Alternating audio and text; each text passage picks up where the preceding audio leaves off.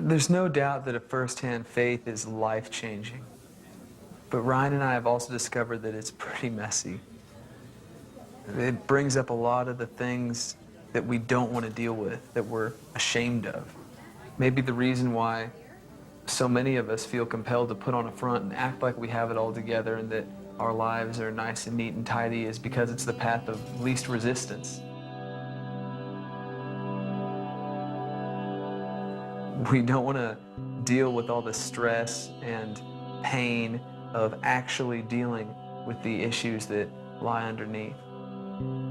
But God never wanted us to settle for just superficial change.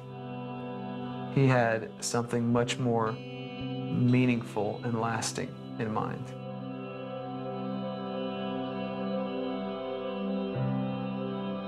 So what does real change look like? If God has something better than just, clean up on the outside, what's the difference between lasting change and superficial change? Change from the inside compared to change on the outside.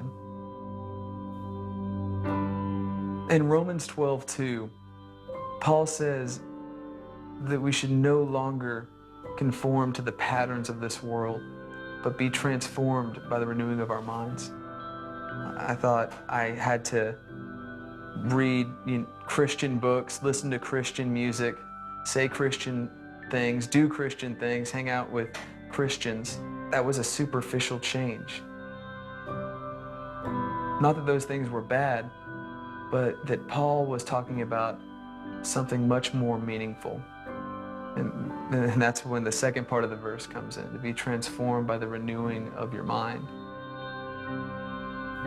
In Mark 2:17, Jesus is confronted by the Pharisees about why he spends so much of his time around sinners. To which Jesus responds, "It is not the healthy who need a doctor, but the sick."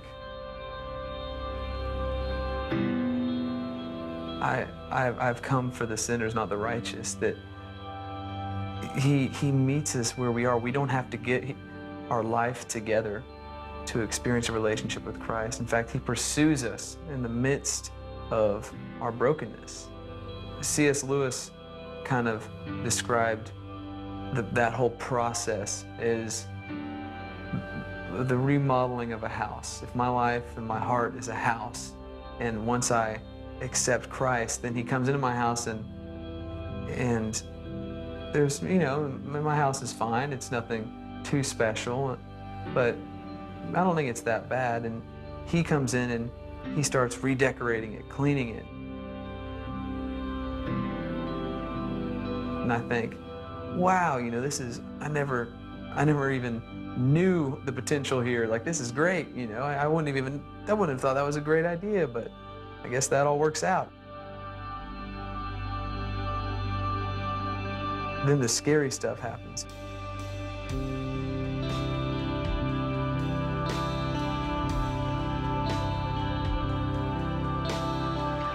At first we accept Christ, we feel the sense of acceptance and forgiveness and mercy and this hope that we've never known before, and it's exciting and it's real. But if we keep letting God work in our hearts and we keep pursuing Him, things start to get scary because things start to change.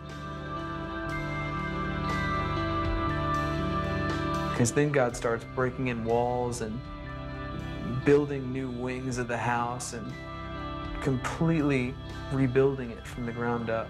And we get terrified. We're like, we didn't sign up for this.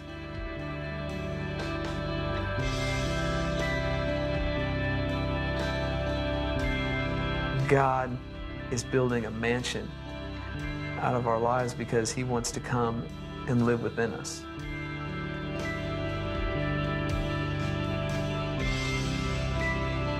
Real life change is difficult because it requires that conscious choice on our part to recognize that God's plan for our house is way better than what we ever dreamed it could possibly be.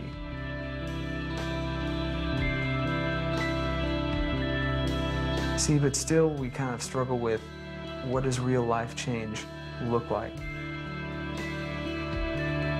But there are some habits and practices that we do that have really helped us in that whole mind renewal process of really recognizing that it's going to take a conscious decision on my part to allow God to work in me every single day.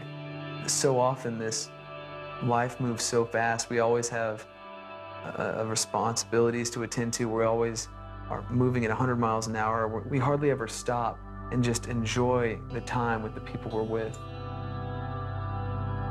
You see, God doesn't force life change upon us. It's our decision. And for Ryan and I, the simple act of just stopping, being still, like literally just being still just for the next 20 minutes or so, I mean, it doesn't matter. Whatever time, I'm just not going to answer my phone. I'm not going to do anything. God, I mean, I just want to listen. I think about the Lord in my life more often during that day. I begin to think about, will this action draw me closer to the Lord or further away from Him?